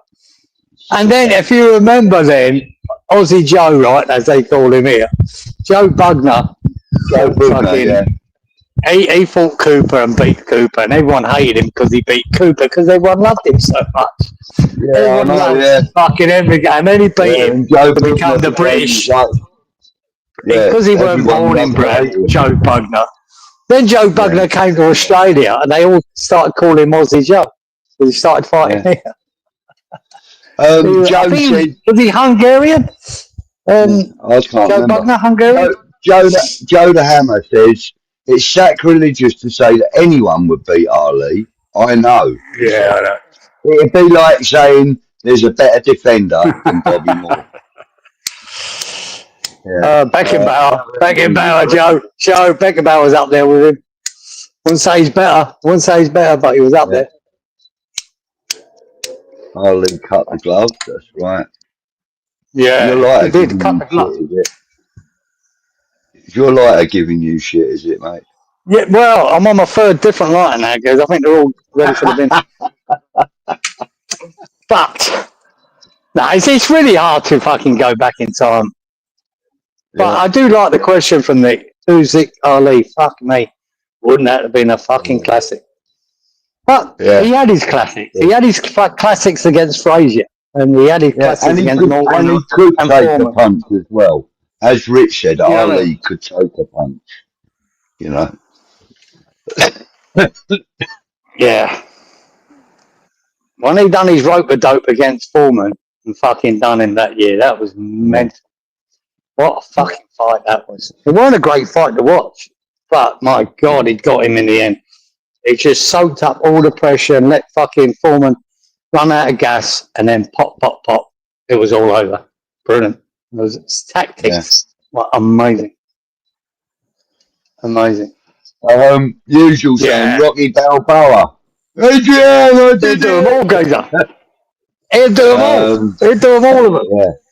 And Apollo Creed. Love it. Special one. Damien says Tyson. Yeah. I was going to mention him a minute ago. Yeah, Tyson. Yeah. A great champion. Yeah. Fucking nutcase. He was brutal. Ali had a lot of class as well, and that goes a long way. He had so much class. But Tyson was just a brutal street thug to become a great fucking boxer. And it showed later on in his life how it worked out. Davey Boy Green. Oh, sorry, what was that? Davey Boy Green, I remember him. Yeah. Apparently you were 100% right about something to do with boxing, mate. I was on. Or whatever that was. That's something. Davey Boy Green, I remember that name as a boxer. Damien, he says, you need to realise heavyweights have evolved. Like I said, people would be surprised. Ali is the same height as Usyk. Height isn't important, Damien. It can be important, but it's the brain, mate. And I think Ali's brain is far superior. Any boxer in the ring that you've seen in any weight category, I don't care. Pull a boxer out of any weight category, and if you think they're more intelligent than Ali, I would be very, very shocked. In the ring. The next question is at their peak, and it would be an amazing fight. Usyk and Ali at their peak, both of them. Fuck me. Yeah. I'd toss a coin who'd win that. I really would. Even though I think Ali is one of the most amazing boxers I've ever seen. But Usyk, I'll say in the last 20 years, I think, fuck me, this boy is something else. Very hard to see him getting beat. But it's only we're only guessing. Yeah. Here's another list of boxers, some well-known English and a few foreign. Charlie Magri. Oh, brilliant. Alan Minter. I remember Alan Minter. He lived in Sugar Ray. My sister. Sugar Ray Leonard, Robert Duran. Geezer, they're fights. Lloyd Honeyghan. Do you remember him? Yeah, remember Lloyd Honeyghan? John H. Stacey, Sugar Ray, and Roberto Duran, and Oh, Tommy brilliant. Hearns. Tommy Hearns. Oh, Wow. mate. Yeah. Yeah, and I think Roberto Duran, out of that list there, I think Roberto Duran and Sugar Ray Leonard and then Tommy Hearns Yeah. in that order are the three top boxers out of that list. Yeah, I love Sugar Ray Leonard, man. Fucking what? He was great. He was great as a boxer. We did. I will say this though, in that era, you know, from Ali to these guys, Yeah. it was the greatest. I think it was the greatest era of boxing. It really was. It really was the greatest era of boxing. It was fantastic. Especially like when you say, you know, when you had the likes of people like Ken Norton challenging people like, you know, Ali and Foreman and Fraser, you know, like Ken Norton, he was like a nobody. He was an actor before he became a professional boxer. He'd always been boxing amateur, but yeah. There was some talent about them, man. Some great heavyweight boxers around that, all at the same time, and that's what gave you all the great fights. Yeah, This was. I mean, yeah. Yeah. So good evening, Iron Disciple. How are you, mate? Hi, how you doing, bro? Hope you're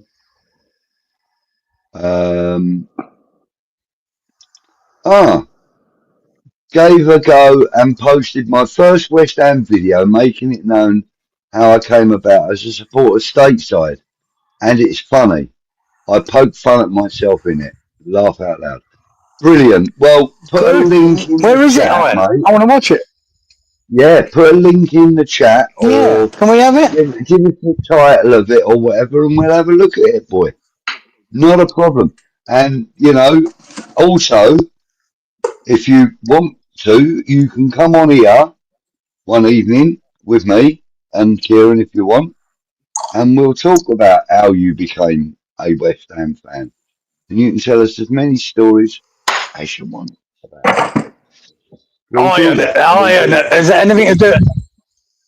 You wouldn't be the first, but is it anything to do, being an American cousin, is it anything to do with Green Street, or? Oh, because I know a few American boys that I know that got them into West Ham. yeah. Surprising, but there you go. Green Street Elites, or But we'd love to see it, Iron. I mean, I'd like to see it. Yeah, it was called Green Street that's what I meant. Hooligans. Is it something to do with that, mate? Yeah.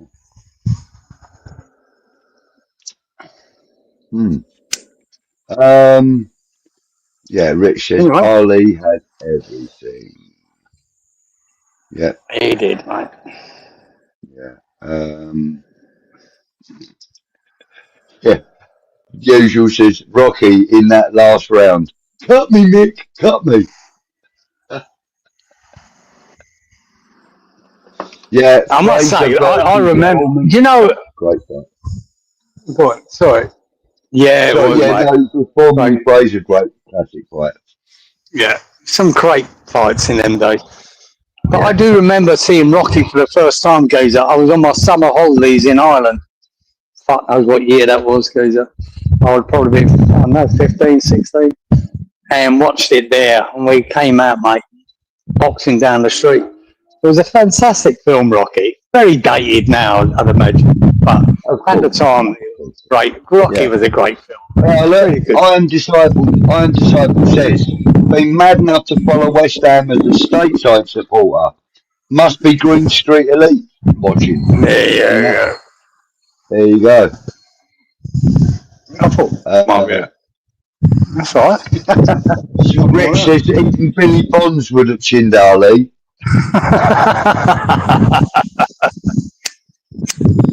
Well, you might have thrown a punch, Richie, but you would have thrown a punch. Whether it landed, it's another thing. Yeah. Nick says, if they were both fighting in their peak, in the same point in time, then evolution of the sport is irrelevant. True. It's all about heart and skill. That's where I was coming from, and I still believe, and I stand by my word, Muhammad Ali would not have been beaten by anybody that's been born before or since, and has put a pair of gloves on. And you're entitled to believe that, but we'll never know.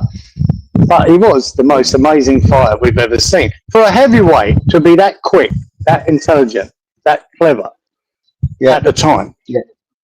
And, you know, you remember when they first started doing them, not speedball, but, you know, when they first started doing those punch bag things, when they registered the power of the shots. Yeah. You know, even his jabs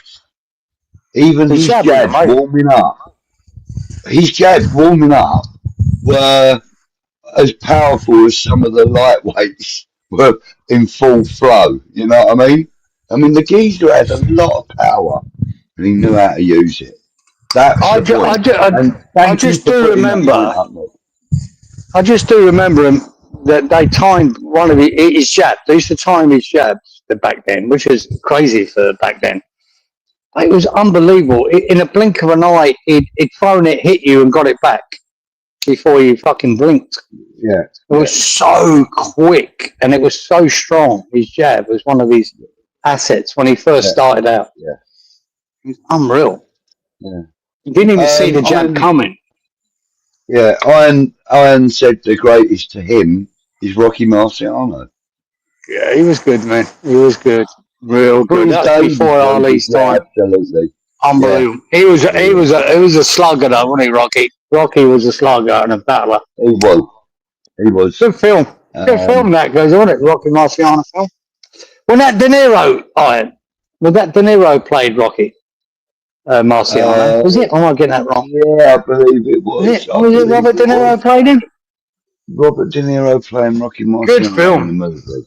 Was it? Do you remember? Raging Bull. I could be wrong.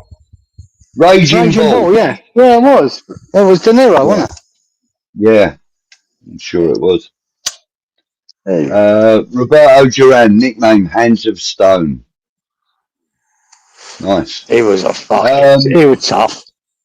He was, wasn't he? Iron says his dad was a sports journalist in the 1970s. Got a picture of him with Ali in a press thing before the super fight too. Legendary. Nice. I like that. I like that. That's a good story, Iron. Good story, man. That's fantastic. Yeah. Nick says he loved the Nigel Benn, Chris Eubank Sr., Collins and Watson era. It was sad what happened to Watson. He would have been the best of the lot.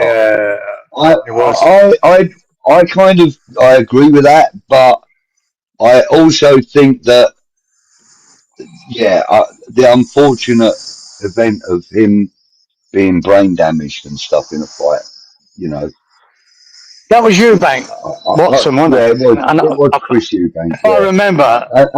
And he's still good friends with but that was at, I think that was at Highbury, if I remember right. Was it? And I remember saying, I'm pretty sure it was at Highbury, right? And I remember watching that fight, right? And I never wanted to watch it again. I thought it was the most brutal fucking fight. I've never watched it again. I watched it. I watched it live, and it was the most brutal fucking fight I've ever seen.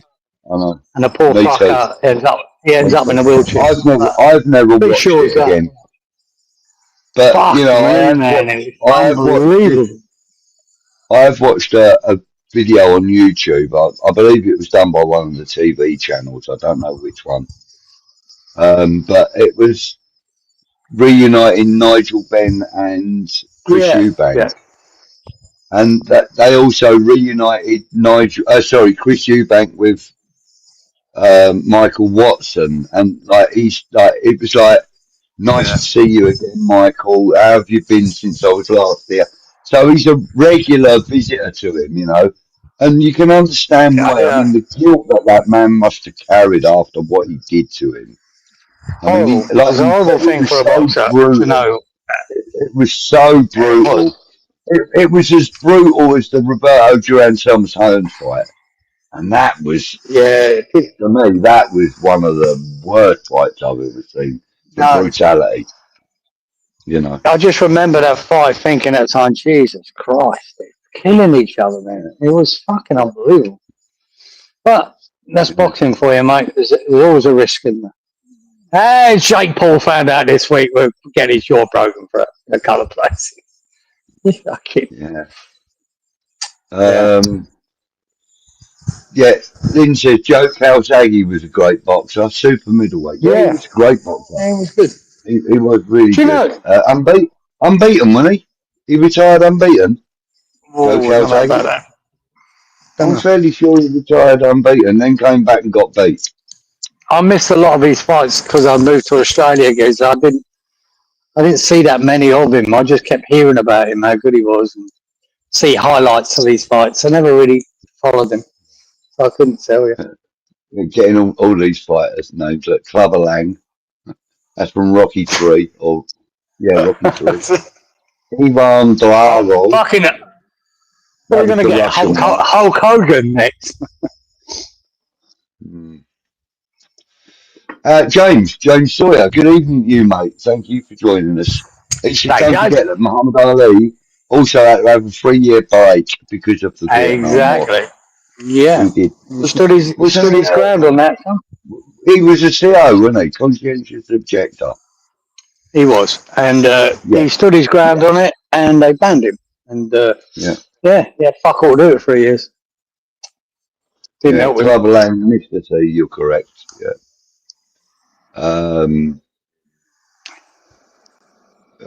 Marvin Hagler, great fighter, brilliant fighter. Brilliant. Great. Yeah. Great boxer. Sugar Ray Robinson, Jake LaMotta. Okay, right. Oh yeah, no, it was Jake LaMotta that De Niro played. Yeah, that rings a bell, because that could be more like it. Jake LaMotta, yeah. And it was Raging Bull, and that was Jake LaMotta. Nick says, I actually believe it would be a great fight, but do you think Usyk would win? You never realise how great a fighter is while they are still fighting. Usyk is a phenomenal and so talented. And so intelligent. I agree, absolutely. Yeah, I think he is. You know, I mean, he is. He's a really, really good fighter, and he showed that in every fight he's had in recent times, you know. And to be fair, he hasn't looked like he's going to get beat anytime soon. But no, I said it. Is he the best heavyweight I've seen since in the last 20, 30 years? Yeah, probably. He is. So that tells me he's in with Tyson. He's in with Ali. He's in with Foreman. He's in with Frazier. He's amongst that conversation. So who would beat who? Who would know? But my God, he is a fucking top fighter. Yeah. And isn't it weird that Joshua went and got trained by Usyk's team for this fight against Jake Paul? Not that it's not really a fight, but Usyk's team trained him for this fight. That's weird. Interesting.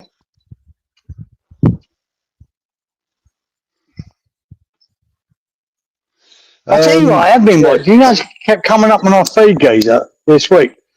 This little Japanese boy. My boy told me about him a while ago. And his name Neo or something, Neo, whatever. And he's a bantamweight, super flyweight, whatever. Fucking hell. And I saw all these highlights. Jesus, fuck. This geezer's a phenomenon, man. He's fucking unreal. And I think he's got 4 titles. Damien has confirmed it. Joe Calzaghe retired undefeated. Oh, there you go. Yeah. That's amazing.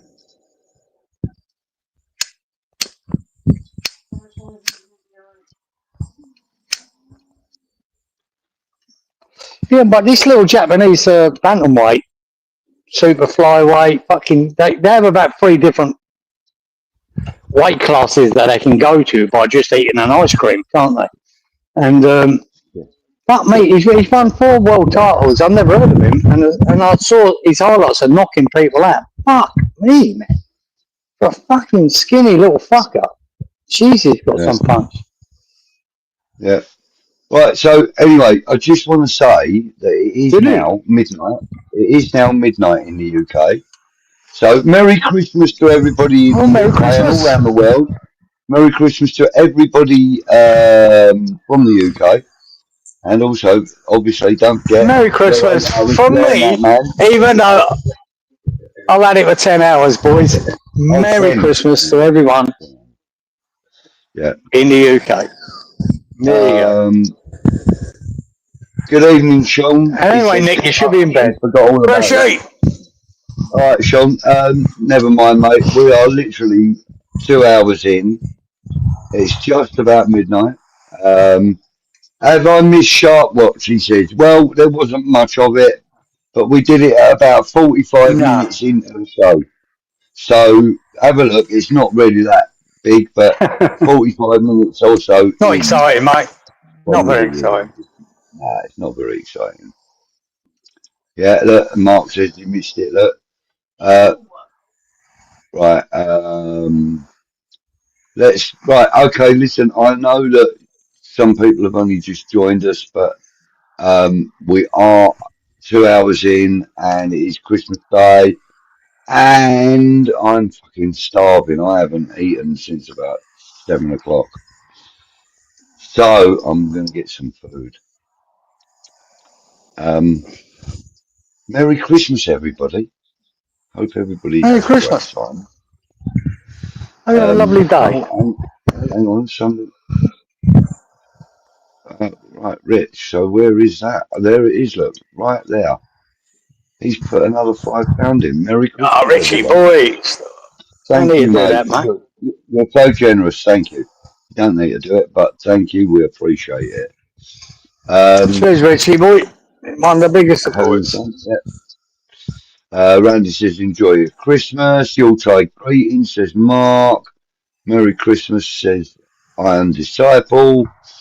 Merry Christmas from Special One.